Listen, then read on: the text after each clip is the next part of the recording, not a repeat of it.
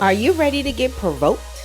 You're listening to Can I Live, a show created to excite, ignite, and expose. Let's tune in with your host, R.W. Jones. Jones. Your mission, should you choose to accept it, requires you to locate missing contracts that have been withheld from minority low-income unutilized Section 3 business concerns. Entities that receive certain HUD financial assistance, such as public housing authorities, city and state municipalities that receive CDBG funding, and their general contractors are all required to adhere to the Federal Regulations 24 CFR 135. For more than 50 years, these regulations have been grossly and intentionally neglected. Whistleblowers have been silent, and contracts terminated without cause, resulting in incurable damages to business owned and ran by Black and brown individuals. Dismantle the powers that be, bring accountability, restore economic justice to the great people of this nation. In the event, should you or any member of the Can I Live team be caught or killed, the Justice Syndicate will disavow all knowledge of your actions. This message will self-destruct in 5 seconds.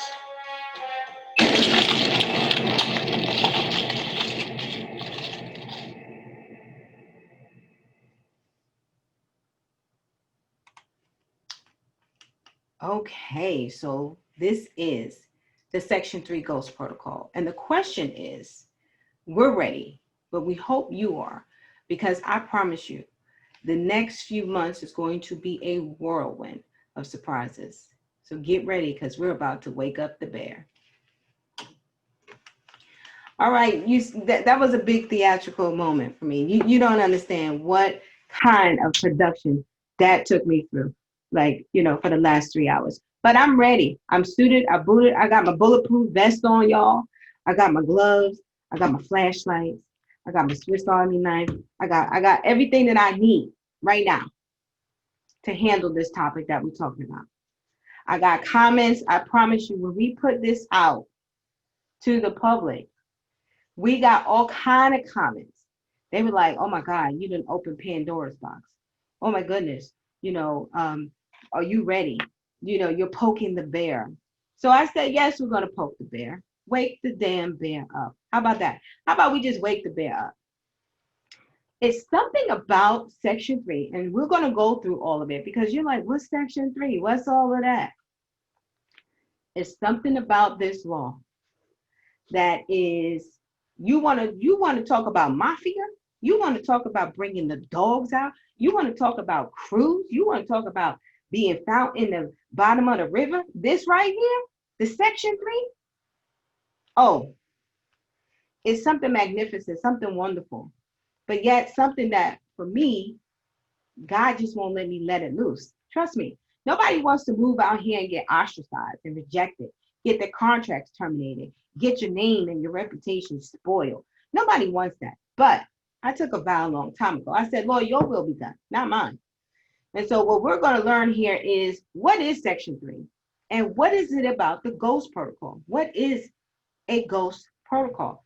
It's a protocol that you don't even know exists, number one. Number two, you don't even know what the protocol is.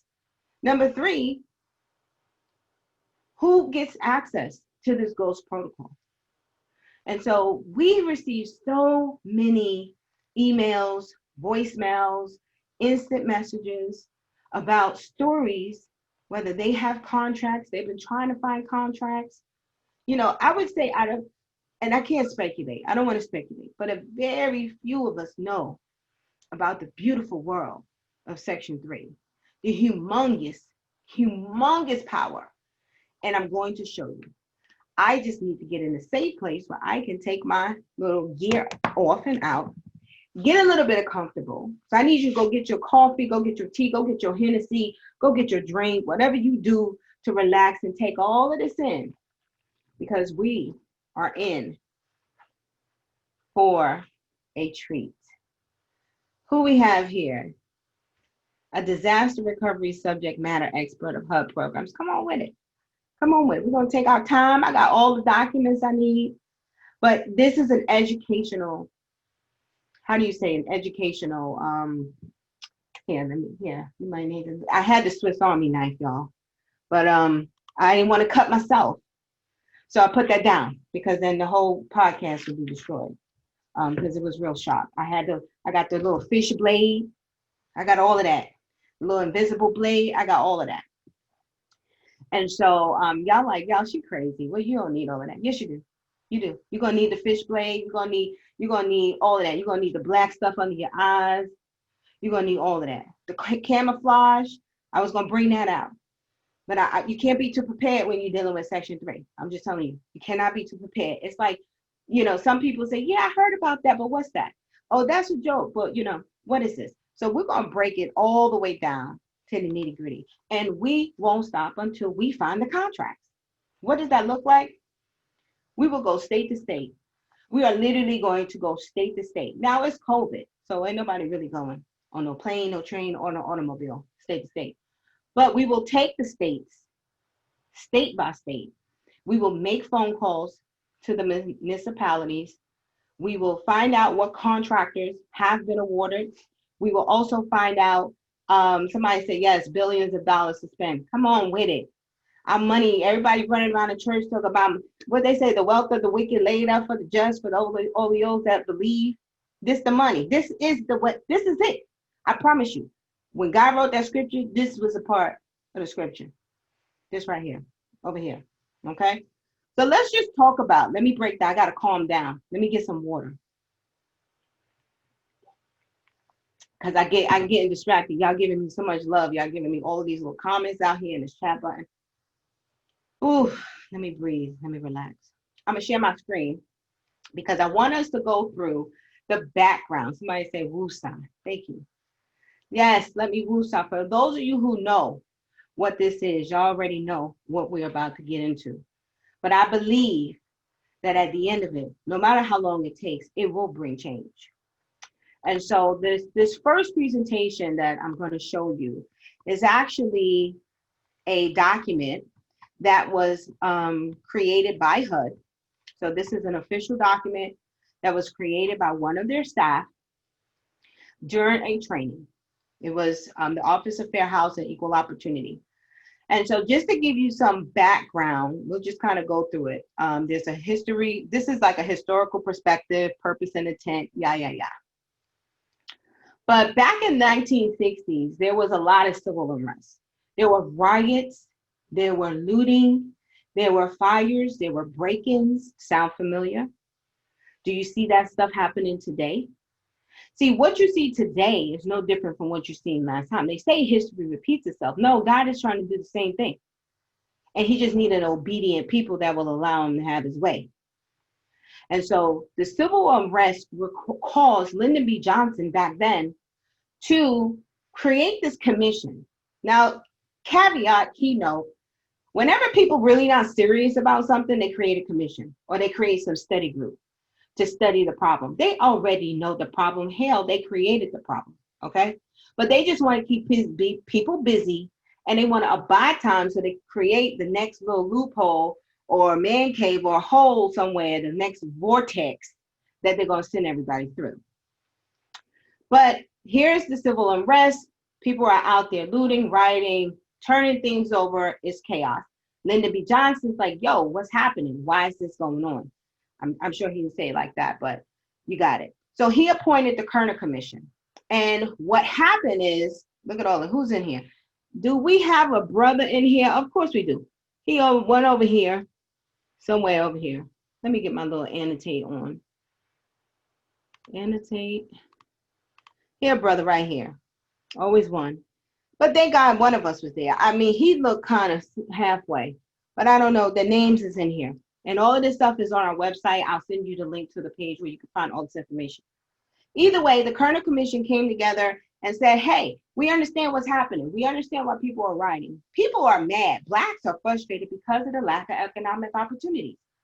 You got to know, back in the 60s, they wasn't even trying to hire us at all. So we had to do whatever we had to do. We got paid less. We got measly wages. We had subpar housing. So the quality of life was like dog. And people were fed up.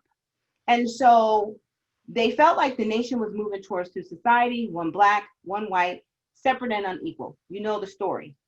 Dr. King called the report a physician's warning of approaching death. And so with the prescription for life.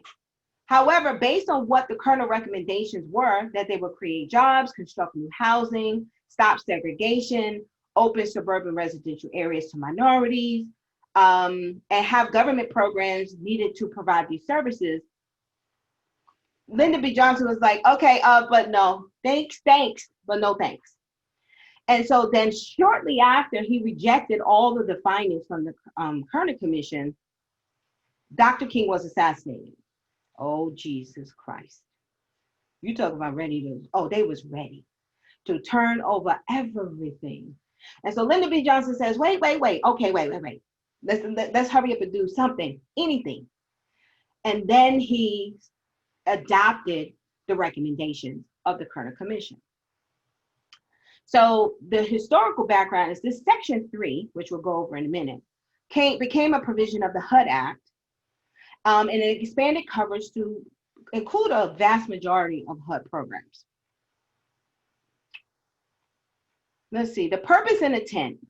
HUD funds are one of the largest sources of federal investment in distressed communities. The funds would typically result in new employment, training, and contracting opportunities for low-income people. It was designed to direct those opportunities to local residents. Section 3 is the starting point. It is the birthright. It's the birthing of self-sufficiency as it pertains to low-income residents. Simply stated, the intent was not required to make developers hire Blacks. It's not a racial or gender entitlement program. What it says is, listen, we're going to give you guys the money to build your infrastructure. The cities, they get the funding to build their bridges, their roads, their piping, their sewers, all of that underground, all of those things. We're going to give you the money to do that. And we do know that when we give you this large amount of money, the chances of you having to hire somebody is great. We want to make sure that when it's time for you to hire somebody, you direct those low-income opportunities to residents and their preferences of public housing, Section 8 communities, or any low-income person in that metropolitan area. And they go and break down low income, all this other stuff. But to the greatest extent feasible, Section 3 says, let me see, where is the actual, here it goes. To the greatest extent feasible, Section 3 says that training, employment, and contracting opportunities shall be afforded to residents, low-income residents, period. It was just simple. That they made it, of course, complicated. 30% of your numerical goal had to go to construction or this or contracts over $200,000. I mean, the legislation is about 20 pages, but it is a little complicated. But guess what? It really is not complicated when in your heart, you desire to do right. Just hire the people, for crying out loud. The mere fact that you had to even do something like this tells us that there is a problem in the nation. Now, just a little side note. I need to talk to my white folks for a second.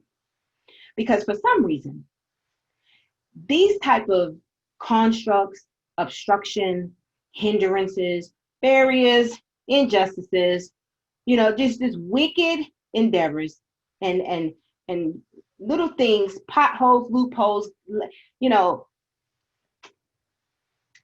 I had to go to the Lord. I had to go to God. I had to go to the creator of all heaven. Because for what I understand in my word, God says, whom I love, I chastise. And there is no way that a people could do this for so long, never get chastised. He says, whom I love, I chastise. So I'm like, Lord, are they so evil because you don't love them? And I'm not saying all white people. And I'm sure I'm not saying that Black people don't have nothing to do with this. It really shouldn't even be about race, but about justice, about righteousness, about what's right versus what's wrong. It just happens to play out in the lives of Black, brown, and other skinned people. But I said, I understand that God said, hey, I created the destroyer to wreak havoc. And just like God needs an earthen vessel, one that will be obedient, one that will say, yes, I'll do it. The adversary needs a vessel too. And it just so happens that that vessel is commonly used to appropriate these kind of harsh things that we continue to press through. And so shout out to all the Black and brown families in America. I mean, you guys have yeah, I say you guys, like I'm not that. I'm acting like a white chick over here. Like the Wayans brothers, you guys. Um, I say that because honestly, we have to raise above race. God is not black or white. He's not rich or poor. He's not Greek or Jew. He's not a Democrat or Republican. He's a spirit, and a righteous spirit that just believes in doing what's right. And I believe that at the end of the day, we're going to be judged by how we treat each other, how we love each other. And love is an action word. And for those that intentionally obstruct these ways, woe unto you. If you have not seen the times, the tide has turned. And so we are going into a place of righteousness and going into a place where the things of old is no longer. So I'm gonna put my little prophet, pastor, preacher, teacher hat down. And let's get back into this. I just had to caveat that because this is a righteous thing. It just is right to do. And those individuals that just stand by and do nothing, some of them are the most religious people, probably. But if you work in HUD, or if you work in these companies, or if you work for a city or a state, and you intentionally know that this work should be done, and it's not, how can you be real with yourself? Oh, you don't want to lose your job? Well, then God ain't your provider. Because he will never have you work in a place, if you called of his, he will never have you stand proxy in agreement with anything contrary to his will.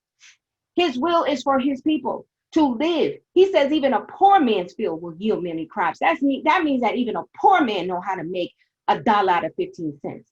He says, but injustice sweeps it all away. And what we're seeing here with the Section 3 and the gross negligence is injustice to the highest degree.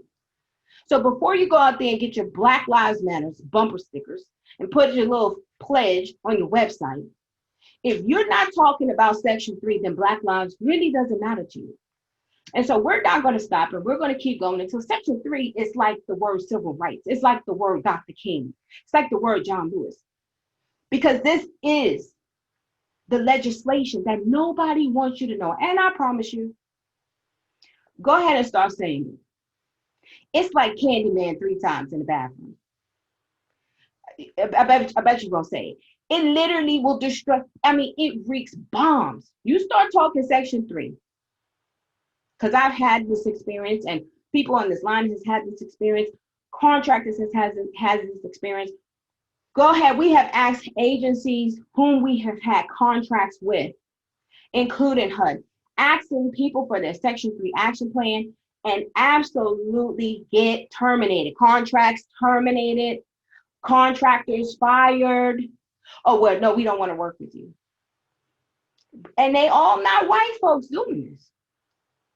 It's just that those that get the lion's share, because at the end of those dollars, I promise you, they don't look like me and you.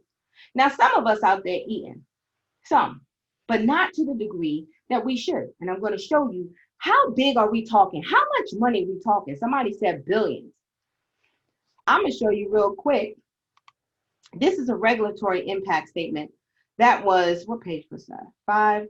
This regulatory impact statement is from HUD. Okay. And basically they stated that if the law was just enforced, it says, given that approximately 40% of HUD's current overall budget, or 18.9 billion, is covered by Section 3, increased compliance will have a significant impact. Well, how significant are we talking? By ensuring that HUD-funded employment opportunities are meaningful, this proposed rule could result in more than, drum roll, what does that say?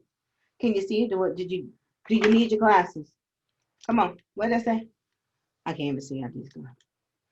It says $16 million a week. Oh no, it says 16 million in weekly wages. Oh my God, these glasses are so dirty. $16 million a week. A week. Where that at? Where that at? Where that money at? Somebody tell me where that money at. Oh, we're going to find it. Oh, we're going to find it. Because let me tell you how they think they slipped. They say business concerns can mean an entity who will hire at least, I believe, 25% of their workforce is low income persons. Hell, Walmart, for that matter, would be considered a business concern. That is not. I'm not interested. I'm not interested to talk about Walmart being no Section 3 business concern. They always find a way to put this stuff in there. We're going to take questions soon. But getting back, recipients must take every effort. Let's get creative now.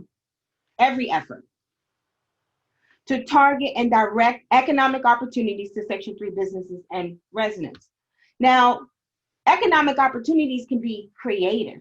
It doesn't always mean you have to, if you have an architecture firm and you just got a contract or a subcontract, it doesn't mean you have to hire an architect.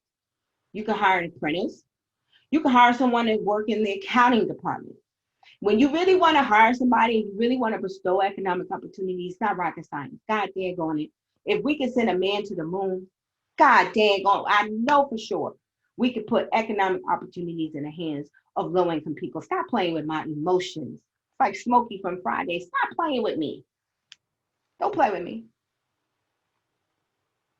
It's principalities and powers in high places, right? It's principles at play here.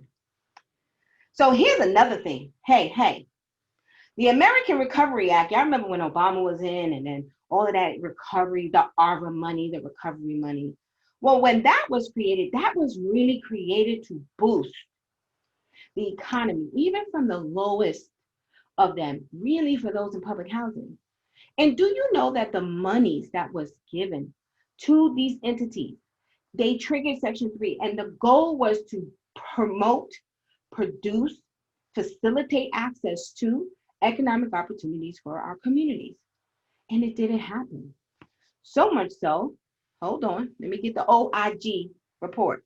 Now, if anybody know about the OIG, it's the Office of Inspector General.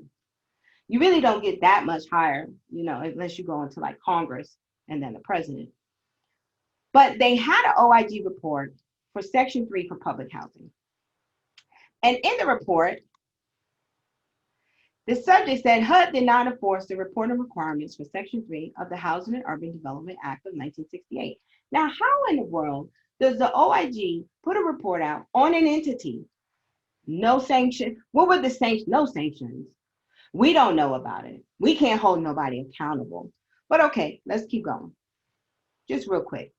What did we do? What we audited and why? It says we reviewed the United States Department of HUD's oversight of Section 3 of the Housing and Urban Development Act due to concerns over HUD's ensuring that economic opportunities for low and very low income persons. Our audit objective was to determine whether HUD enforced the requirements of the Section 3 program for the Recovery Act, Public Housing Capital Fund recipients. So this was when the recovery money was there. I think it was like 2005. What we found is HUD did not enforce the reporting requirements of the Section 3 program for Recovery Act Public Housing Capital Fund recipients. Specifically, HUD failed to collect the Section 3 summary reports from all housing authorities by the required deadline and verify if they were even accurate. In addition, it did not sanction housing authorities that failed to submit the required reporting information. As a result, 1,650 non-submitting housing authorities may have falsely certified compliance. In addition, they did not provide HUD and the general public with adequate employment and contracting information. And then they go on and recommend all these steps that they recommend. Fooey. Somebody say fooey. Get out of here. What recommendations? What you gonna say? How about you, whoever got the money, pay the money back? That sounds like just clear, cut, and dry. Okay, let me move some. Let me get some water. Hold on. because we almost finished with this. So when you're talking stimulus funds, you have the public and Indian housing. Let's not even talk about the Indian housing. Let's not even talk about the poor little Native Americans on the reservations. They are a part of public housing. And so, eventually the olive branch has to be crossed over. I mean, they got more, they got all kind of treaties and all kind of laws in their land. But the fact that the same filthy Philistine runs both of them, it's just horrendous. Oh, but one day soon. The day is now. We're just walking in it. That's really what it is. These systems, these kingdoms, these worlds, they will transform. They will. They have already. It's already done. We just walking into it. The purpose was to ensure that economic opportunities generated from HUD funded projects will be directed to low and very low income persons. We talked about that. It does not require hiring or subcontracting unless it's necessary to complete the job.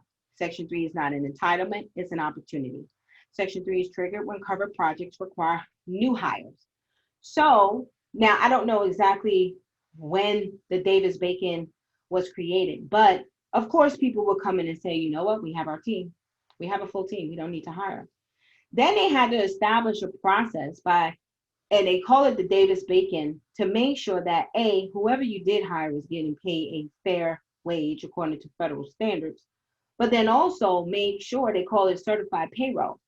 Part of the like Section 3 coordination also meant that if you say you don't need to hire nobody, you need to give me a list of everybody on your payroll.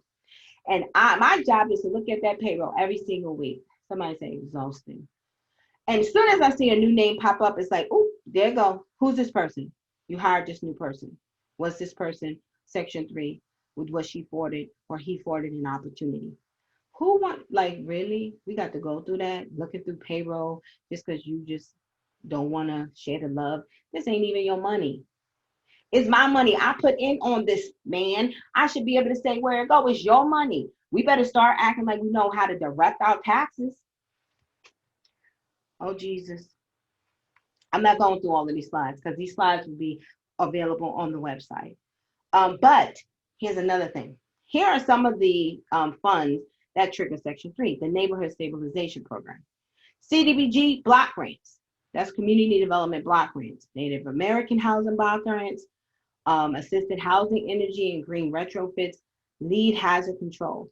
Let's talk about the CDBG, because CDBG is a large, very, very large sum of money. I mean, billions, if not hundreds of billions of dollars that are appropriated to cities, states, municipalities to provide infrastructure, affordable housing. Every state pretty much has the flexibility and jurisdiction to create the program how they will dispense the funds. How many states do you think are being in compliance with this regulation? None, none, none. And maybe, hopefully, there's one. But I promise you right now, from Florida to Georgia to South Carolina to North Carolina to Alabama, New York, Chicago, all of these cities and states, I promise you, if we look at their annual 60,002 report, you're going to find, and it's very simple. Do I have an annual 60,002? Look at this. Well, no, that's not the, let's see. Here, no, this is the complaint form. The annual 60,002, I'm gonna bring it up because it's really a very clear form. It's English. How many people did you train? How many people did you employ? How many people did you contract? And if it's 0 and 0 and then another 0, well, HUD is supposed to then intervene. I'm gonna go to the chat because y'all didn't look at the chat. HUD is then supposed to intervene, but that never happens. Somebody said, please lift up what low income means. It's folks makes less than the average median income, then they qualify. Huge. Okay, that is a good, let's go to the actual, let's see, Section 3. Do I have the Section 3 regulation? Because the Section 3 regulation does actually state what low income is.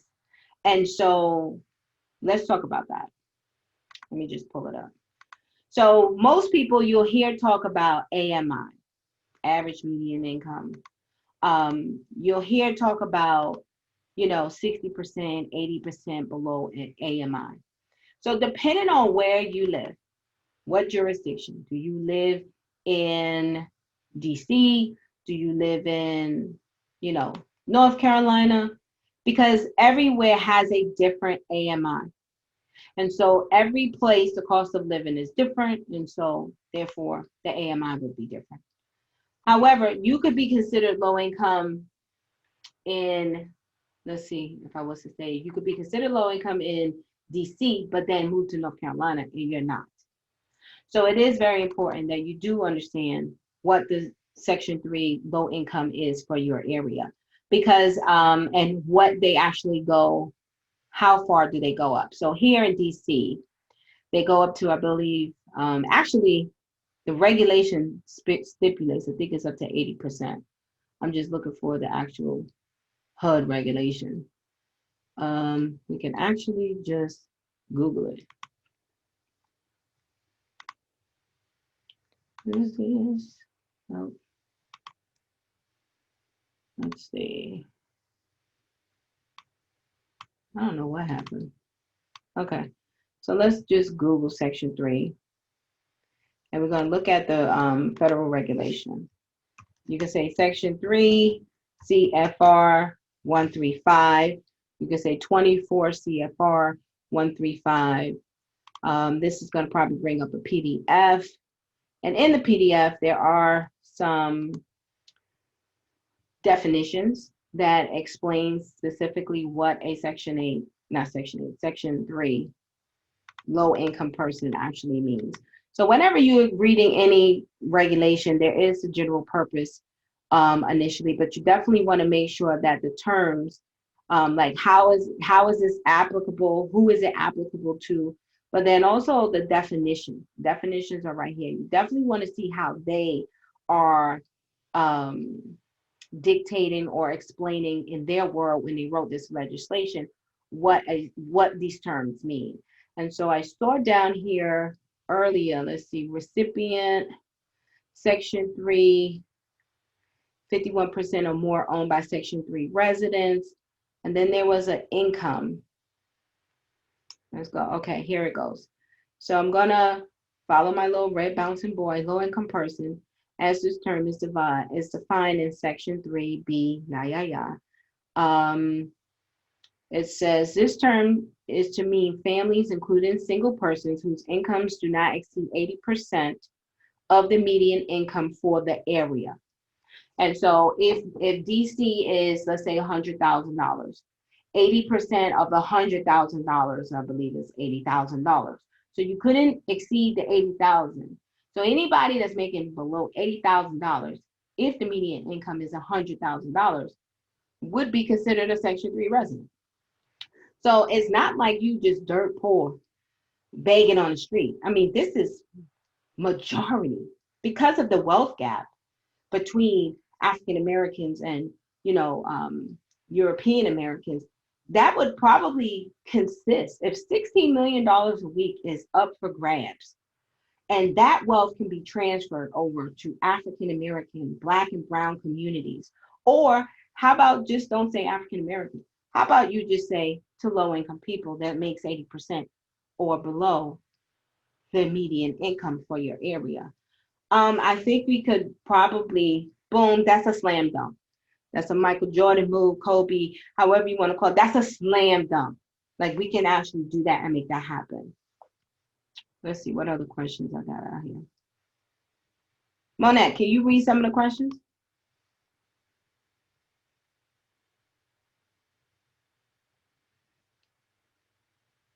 Yes, capital B, billions of dollars are absolutely up for grabs. If anybody has heard of the program RAD, we talked about it once before on the show. If you even just Google HUD's RAD program, and then you say something like over for, I think it's 100 billion. Just write billion. there's a PDF that's going to come up, and it talks about 2.7. No, there's I'm gonna do this image because the image is, it's a PDF. Where is it? I have it, but I just don't have time to be searching for it. Needless to say, there's the RAD program, which is a privatization program. So I definitely want you to understand, keep your eye on the RAD program. Why? Because for the first time in history, private investment is now allowed in federal property. And so where before it was against the law to take debt out against the equity now of a housing authority, now you can. And now private investors, because Congress is not giving any monies towards this development, but private investors can come in and now own public housing. And here it goes. And it's all the way down here. And so this is an old one. This was 4 billion. I believe they have reached 100 billion thus far. This is an old document that was created, I want to say 2 years ago. And 4 billion. We could just go with the 4 billion because I believe the newest one is 100 billion. So in like 2 years, we went from like 4 billion to 100 billion. Hey, Eric, how you doing? Hold on, Eric. Yes. So Eric said 80% median low and 50% for very low. Thank you for that, Eric. Shout out to Eric Crawford. He a guru too. Really quick question, Raquel. Yes. Someone is asking, is your PowerPoint, they missed a little bit of the information that you presented in your PowerPoint. Will it be available somewhere that they can get that information, I guess that initial PowerPoint that you did on section 3? Yeah, so soon after the show, if you go to canilive.org and you put /section-3 for section 3, you're going to see this site, and it has most of the forms up there, like the OIG report. It has, let's see, it has the regulatory impact about the 16 million. You can read that. That's a PDF. The OIG report is a PDF. The complaint process, how section 3 is the starting point. And I'll just add here the PowerPoint slide that just gives some background information. But this is just a resource page. You know, we're really going to kind of press our heels into this section 3 because we are remember back in the day with where is Carmen San Diego, we are looking for the missing contracts. So we will be FOIA-ing HUD, and of course they're probably going to take forever and a day, but it's okay because we got time. We'll be calling up housing authorities. We're going to be we'll call up states and municipalities. We got websites. They got these little fake behind reports up here. We're going to just call the contact persons. We'll probably have to make those calls during the day and record them and give you the update as to what happened. What kind of, who has a voluntary compliance agreement, what states? Because here's what happens. And for some of you who might not know, let me, because we're about to,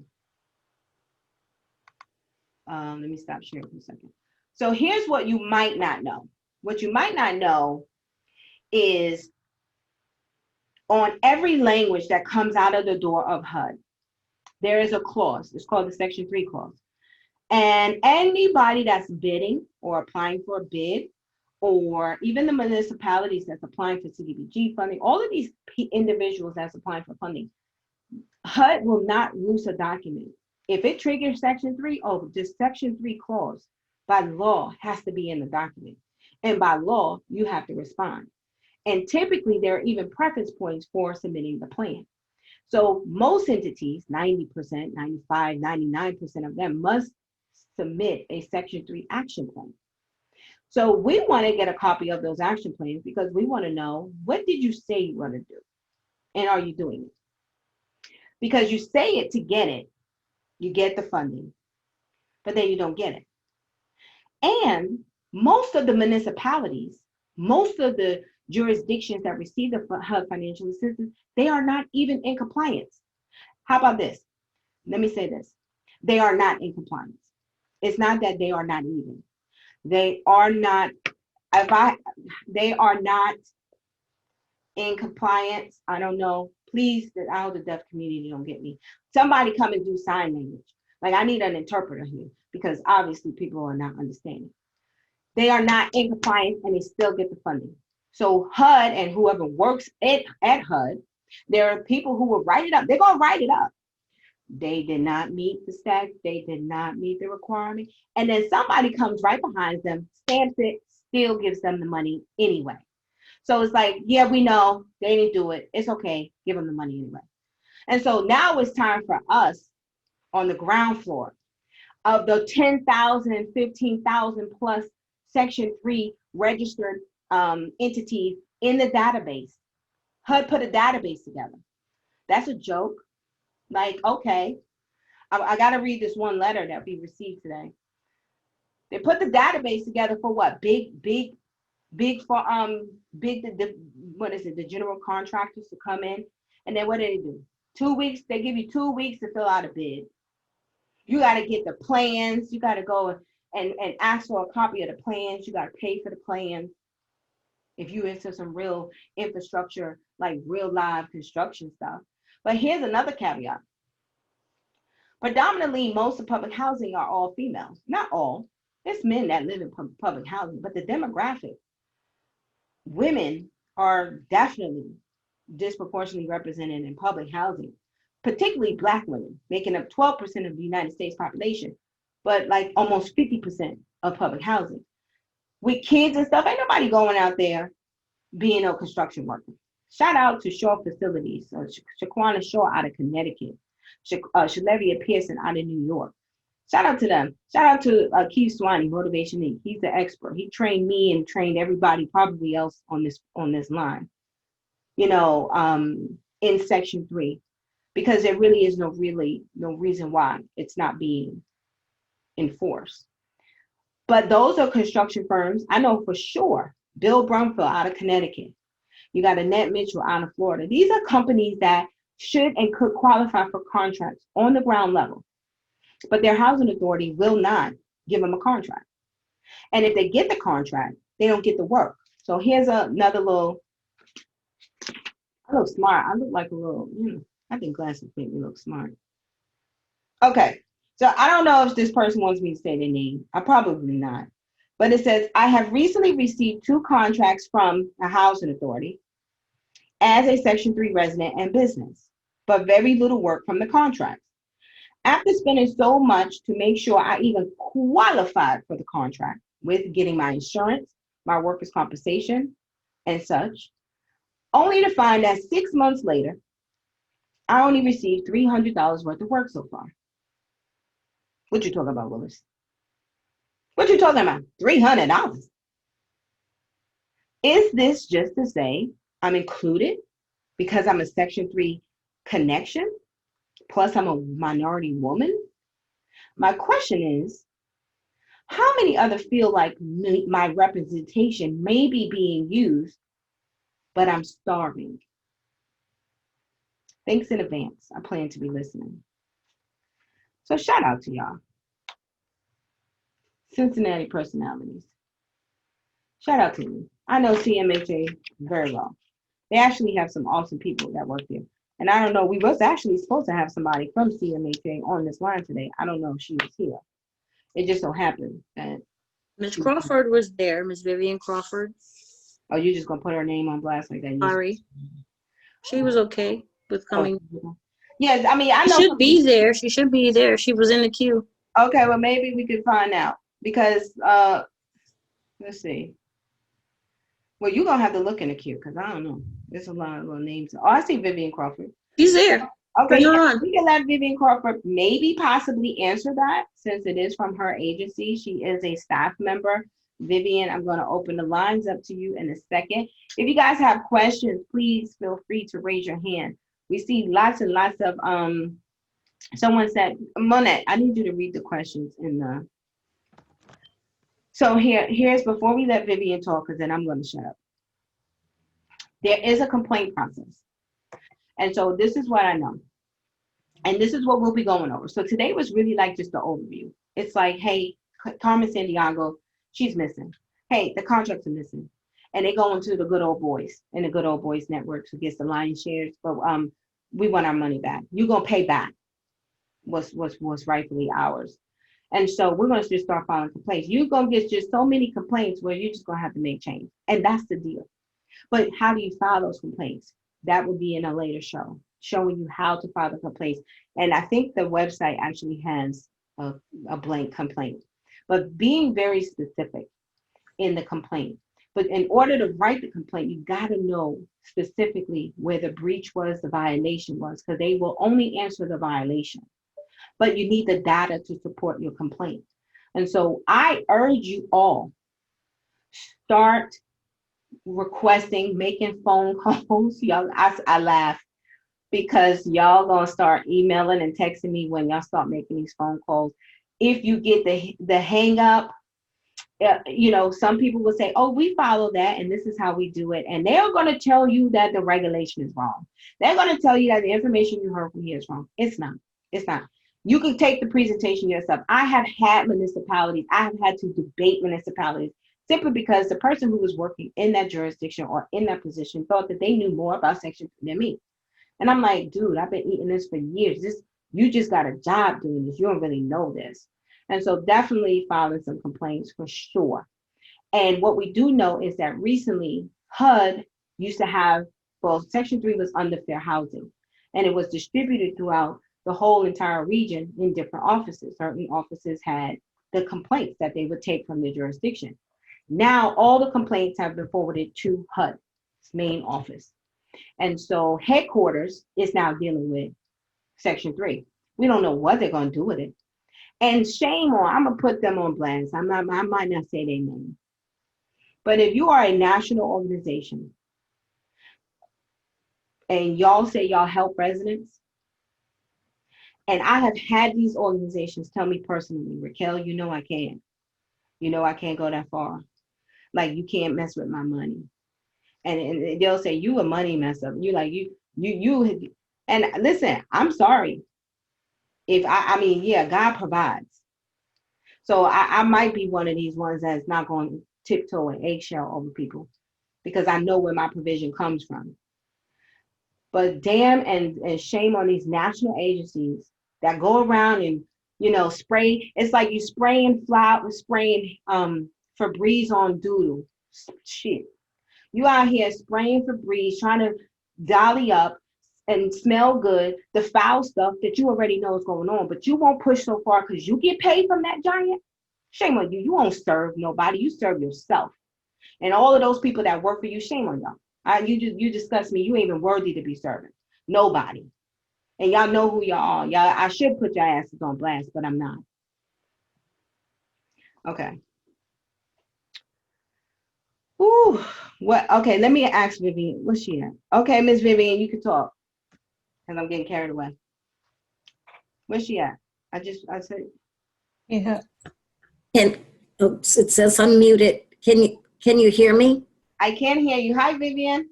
Hi, how are you? And it's so great to see you again. Yes. And thank you so much for the opportunity to be here today. I've actually enjoyed your presentation. It's extremely informative, and I sure hope that everyone's really been listening. Okay. Someone was asking a question, and it was for the Cincinnati Housing Authority. Now, I must admit that I'm with Lucas Metropolitan Housing Authority. That's right. Yes. And speaking of Section 3, I have nothing but great things to say about our Section 3 department here. And if you don't mind, I would like to, talk about a little bit of the successes. What I do know, so I take it back. CMHA is at the Cincinnati Metro. And so I got that mixed up with the Lucas Metro because I was like, Lucas it's really LMHA. Lucas got some yes out of there, and they have been a supporter of us. Yes, what that we do. So yes, CMHA. I think if the Cincinnati JRAB are the ninjas in that jurisdiction. So if you work for CMHA, you could definitely reach out. I can give you a contact for the Cincinnati Resident Advisory Board. They call them Cincinnati JRAB, and they are separate, apart, and totally independent. And if you have a problem or issue, you should be able to go to the Cincinnati JRAB. You got Dolores Calhoun out there. You got Nasha and Shakir out there, and they do not play one game. And so I'll make sure you get that. Actually, we could just respond to the email, the contact information for CMHA. But go ahead, Vivian. I'm sorry. Oh, okay. Anyway, last year we had an opportunity we've actually been partnered with Sherwin-Williams from June of 2018 to currently. Sherwin-Williams, we brought them on board to do a paint program for our residents. And at the time we had 100 people sign up for the program. 45 actually completed it and received certification. Afterwards, Sherwin-Williams brought some of their contractors on board to hire some of the individuals who had completed that training. One of the young men actually is a supervisor with Sherwin-Williams, or rather with the contractor, Kate Kearns, and he supervises a group of the individuals who went through the program, as well as other individuals who were seasoned already there with Kate Kearns, okay? They also had Tropical Paints and Remodelers, was a contractor that also hired some of our people. Now with our Section 3, you know, we look in terms of career development and training and trying to link individuals to small business and small business development, as well as being entrepreneurs. And, you know, it's extremely important for us to try and look at how we can have our own businesses, okay? Unfortunately, things are really horrible right now with the pandemic. However, you know, as saints, Miss Raquel, we are praying that this too shall pass, okay, so that individuals can have an opportunity to be business owners. We also provide practical experience and base training for those who want to start or else expand their business. We also refer individuals for employment readiness. We provide links so that we can identify the job challenges that those individuals are facing. And then we try and link them based on their job interests, not on, you know, what it is that we want to put them into, because it's extremely important that people are given an opportunity to do the things that they like or that they love doing. And that way they'll really excel in that field. Let me ask you this. Do you have any stories of where the residents themselves have had the capacity through their small business to actually actualize a contract with LMHA? Yes, let's see. We have, oh my God, I can't think of his name. It's fine. You don't have to say a name. Well, I can vouch for LMHA that you guys, I know how you guys have been with us and how you guys have been very, very friendly for us. And I know how other agencies have like shut the door and been very cruel to us. Yes. National Public Housing Tenants Association, you know, how we're treated, you know, in just regular conversation is important. So LMHA, and you guys have had different leadership over there over the last few years. But I do believe that those that are working there have the residents' true the best interest at heart. I do. I can firmly say that LMHA is a friend and not a foe. Absolutely. Absolutely. Absolutely. And I'll say I've been with the Housing Authority for almost 2 decades. My heart is really into it, okay? And I will share this with you. I know what it's like to be on the other side. I know what it's like to be a resident. I know what it's like to live in poverty. Many things I've faced in my life, and I'm very grateful that God has presented opportunities for me to be able to advance in life, to be able to go to college, get degrees, be able to talk with other people, and have the heart for those who are struggling. And I make it my point each day to let our staff and other individuals that we work with know that if it were not for the residents, there would be no reason for us to even be on the scene, okay? So I absolutely love the work that I do. I love the opportunities that we can provide for other individuals. I love to see individuals succeed at what they want to do. Between 2018 and 2019, we actually had 63 people that trained in business, forklift, childcare, manufacturing, business design and management, repair and innovation, paint classes. 31 of those 63 actually got hired. 4 were picked up by contractors uh, in helping to get their own businesses started with security and pest control.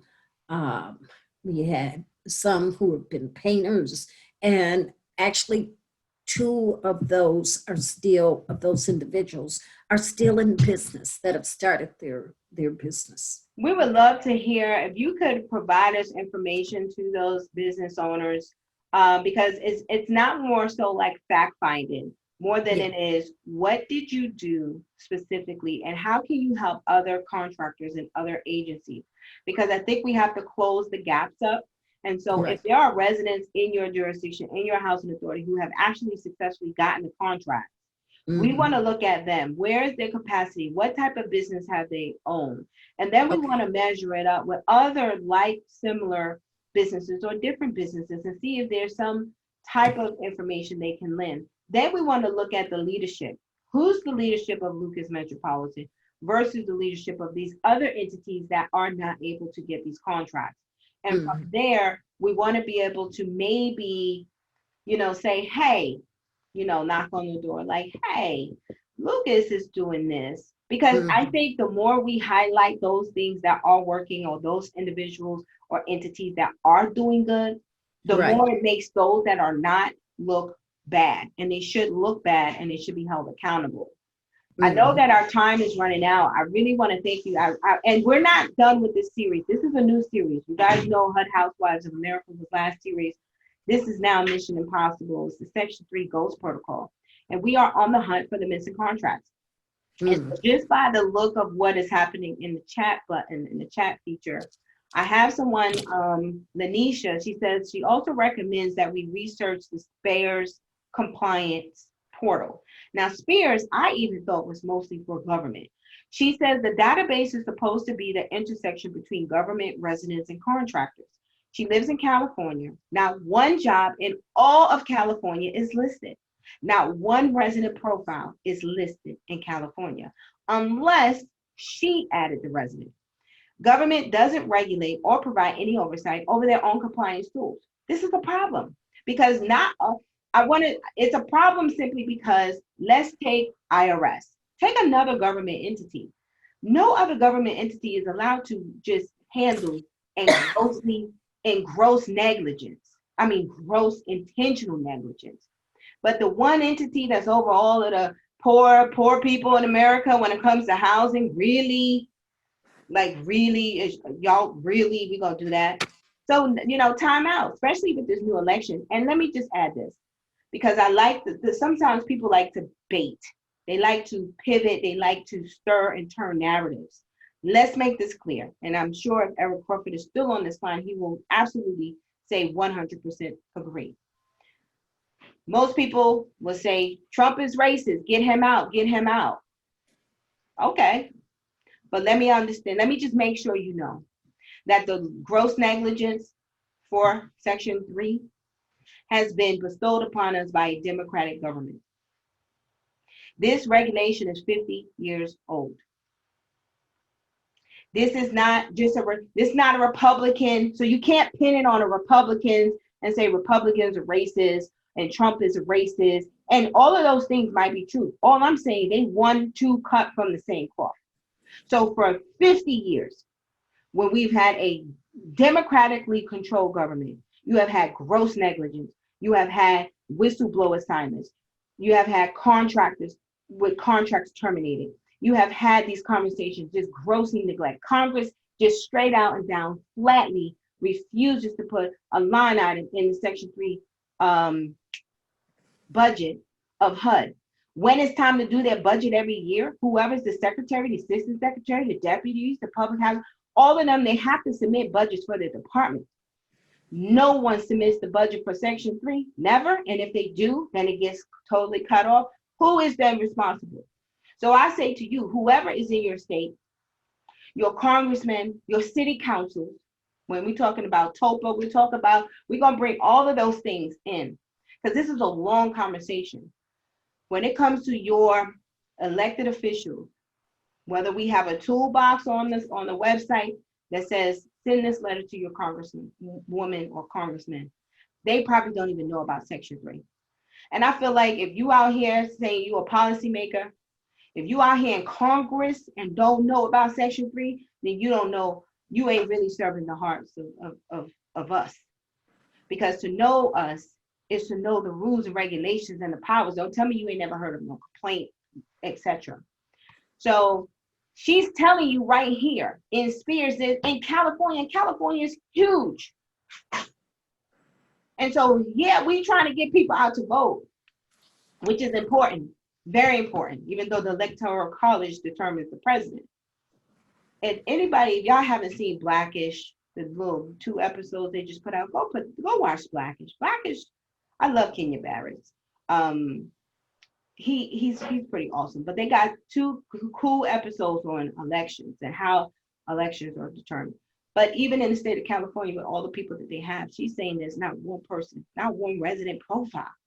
And so we might have to have Lanisha on here because I didn't even know Spears was a tool that residents could use. And so I didn't even know that. Let me see who else. It says, to all the panelists, Eric Crawford said, outside of public housing, what plan of action do you think needs to happen in order to finally put Section 3 to the center of the elected agenda? That's a great question, Eric. With COVID, it's a shit show right now. And so it's always been to me, but it's really bad right now. I think we're probably going to, especially with the freaking post offices and the mailboxes and right now, I think it's best that we at least use this time between now and election to gather as much information and that we can. So start FOIAing, start like whatever state you in, FOIA the information for your state. And then I think once whoever gets elected and whoever has to be put out the office or resume office, I think that we just have to bombard HUD with, because if the new administration comes in, there'll be a new secretary. We will have to bombard the secretary with complaint after complaint. And since it's different when the Section 3 complaints was spread all throughout the nation. Now HUD is getting them. So they'll get all the complaints. Bombard the office with complaint after complaint after complaint. And then there's a financial services committee that going through the appropriations.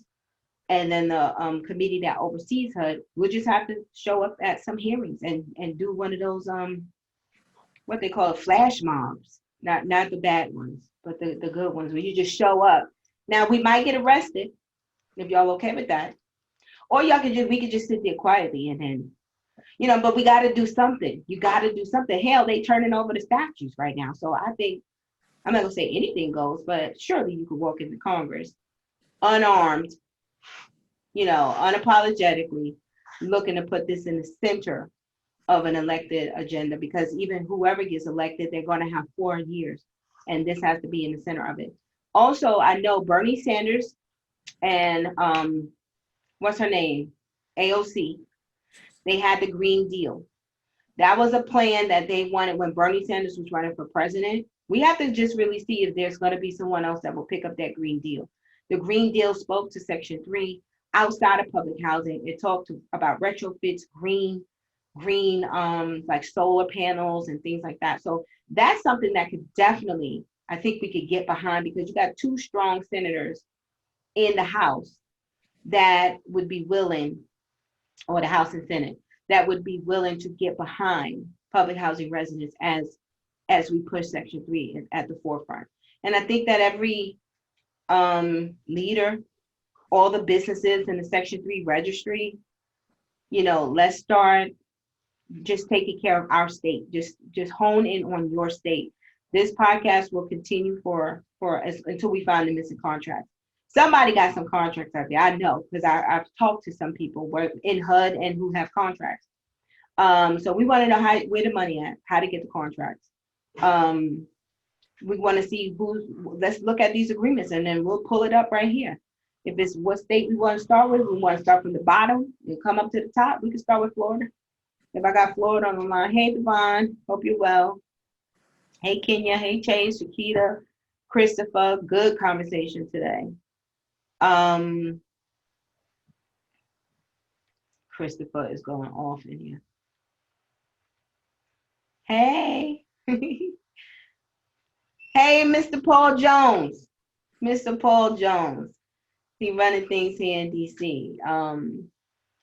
There's a whole nother story about TOPA and having rights to being part of the equity deals. Like this thing could go real deep, real fast. So we want to kind of get a handle on it. So I'll take questions before we end. We'll be back here next Tuesday at 7 p.m. It's still the GHOST protocol.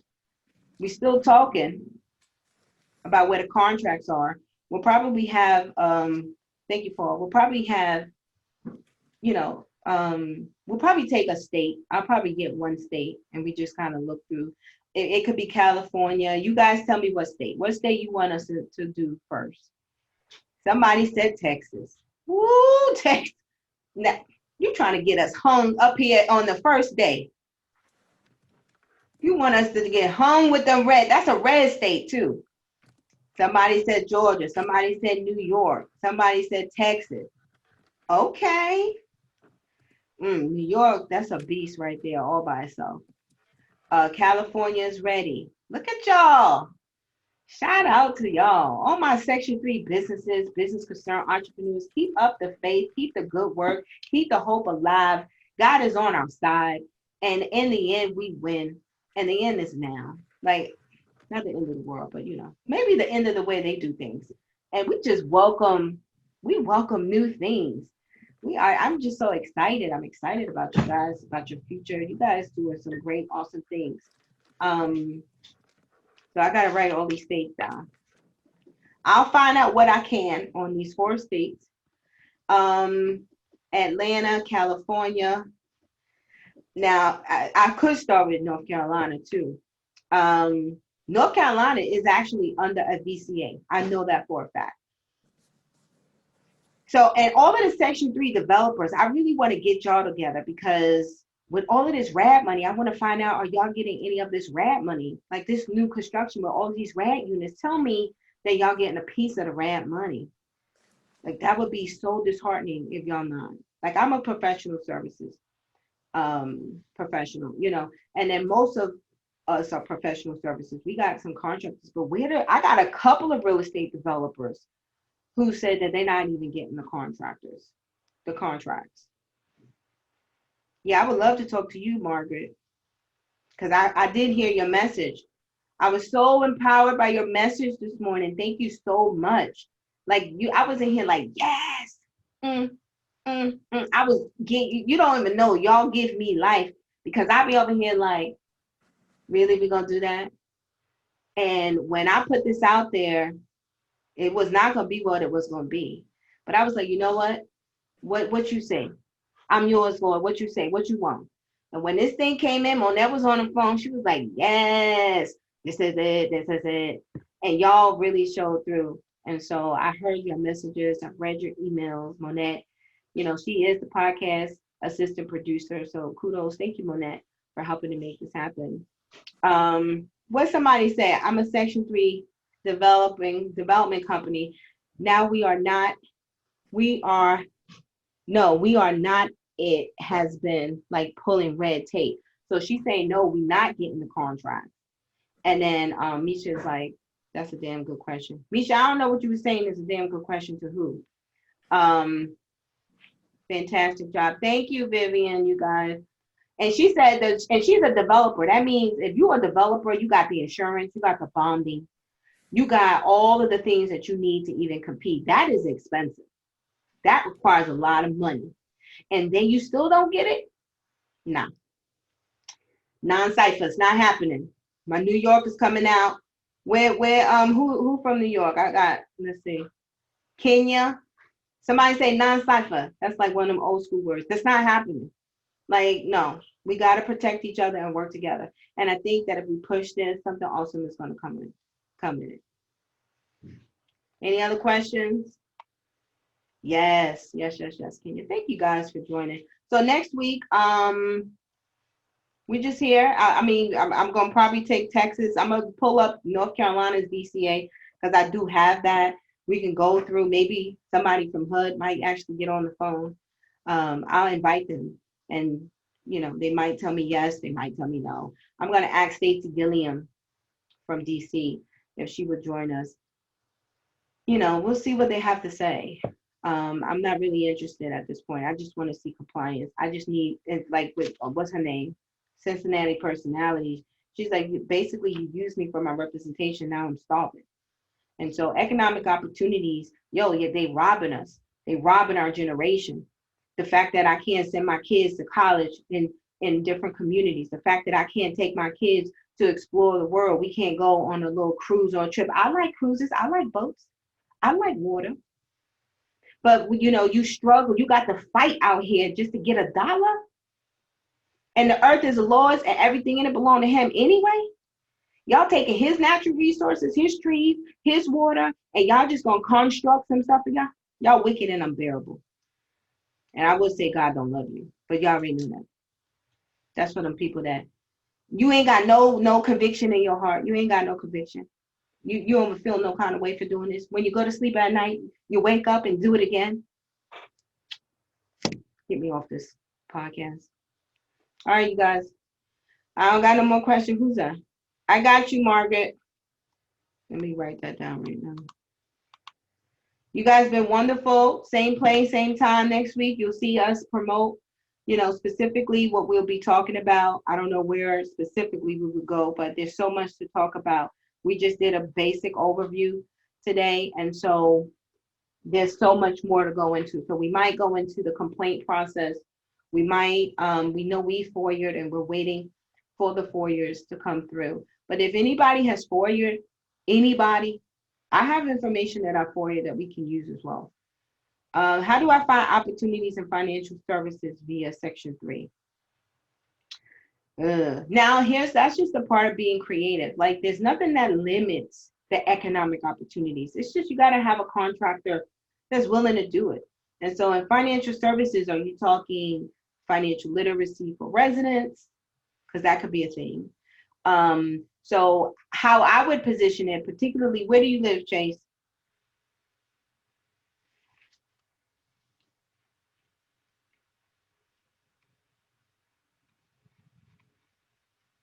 Houston. So I would, first of all, find out if the local areas have that RAD. Okay. And what I do know is, and I only say RAD because RAD is the redevelopment part.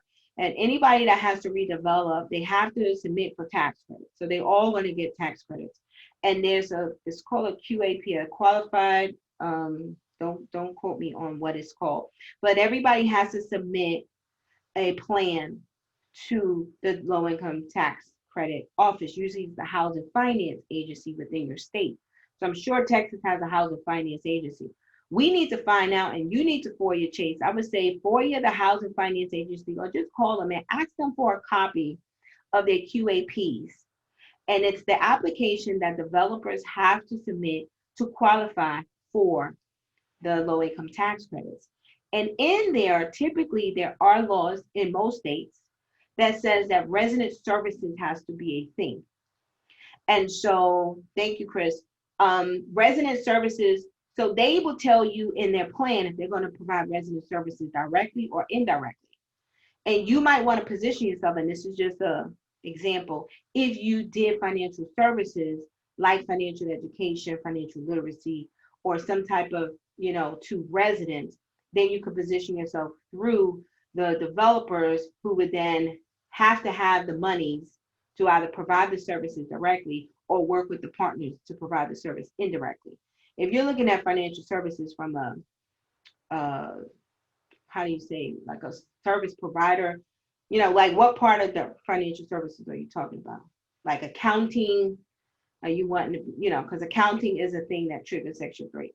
And so you got to just tell me. Okay, Chris, we could connect. urbanconsulting.us. Yeah, we can connect and just try to find out what specific financial services you talking about. I need to save this like whole chat. Expand. Okay, you guys. Let's see, save chat. Perfect. All right. I wish I had, you know what? I'm gonna tell you right now. I got my little music. We're gonna play my little music and then we're gonna get out of here. Where is it?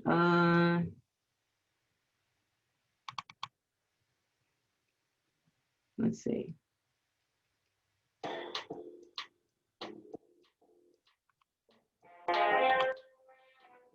Yes, yes, yes. So this is my little Mission Impossible music. We're gonna keep in contact. I got, what does RAD stand for?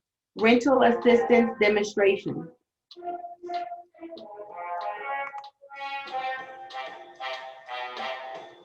It stands for the Rental Assistance Demonstration. Google it, Rental Assistance Demonstration. We'll have more conversation on it. So I might just go through her budget, but either way, you guys will be with us next week, prayerfully. Oh, accounting, education, fintech. Okay, fintech. Okay.